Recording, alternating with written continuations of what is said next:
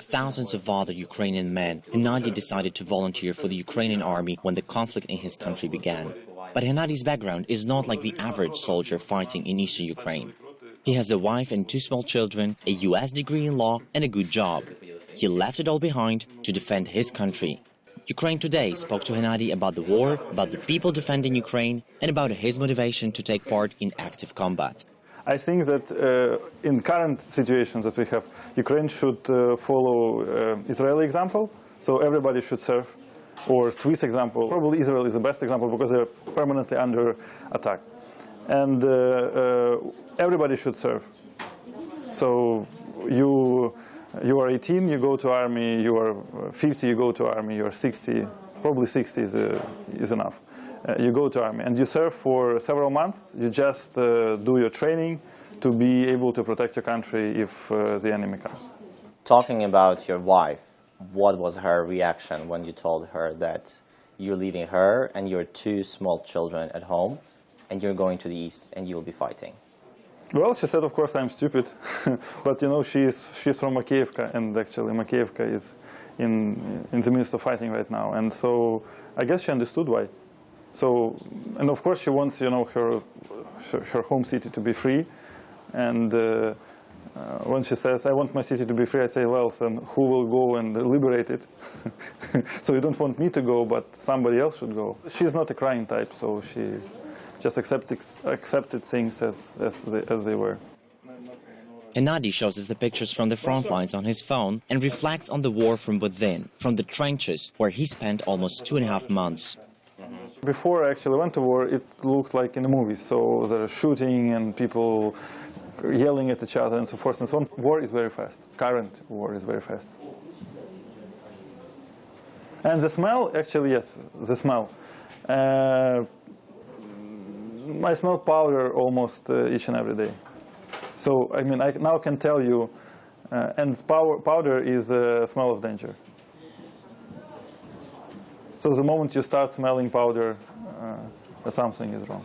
One could say you are like a Harvard boy who went to fight in Iraq. Were there any moments when you felt that you don't belong there? Of course, all the time. When I came, my Rotny said, you are an idiot, why did you come? You know, you wear glasses. What do you do here? So, and very strange to them. I always spend my time with iPhone, not some other things, but they accepted it. So it's, you know, in war it's easy. You accept very different people very quickly because you can die, they can die. So there is no time for analysis.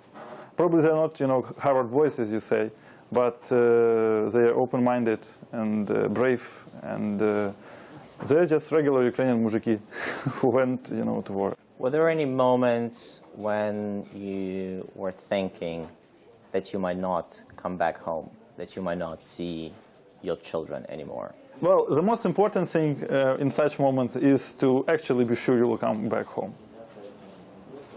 The moment you start thinking you will not come back home, you might actually not come back. So when you are very frightened and stressed, you just think, I will come back home, I will come back home, I will come back home, I will see my wife and kid.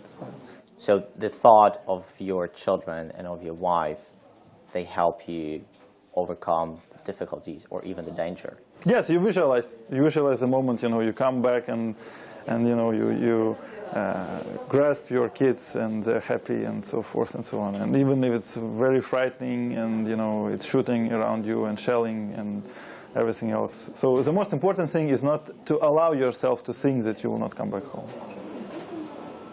It's difficult. I dreamed about coming home, of course, all the time. I dreamed about my little daughter and about my son, about my wife and friends and family and parents and brothers and sisters and everybody, and how we'll sit down together, you know, and finally it happened. Now Gennadiy is enjoying his time back at home with his family and friends. He is still in touch with his new friends he made in the trenches in eastern Ukraine. He says they're now part of his life. And should the need arise, he is prepared to go back to the east and fight again. This is Volodymyr Sulhov for Ukraine Today.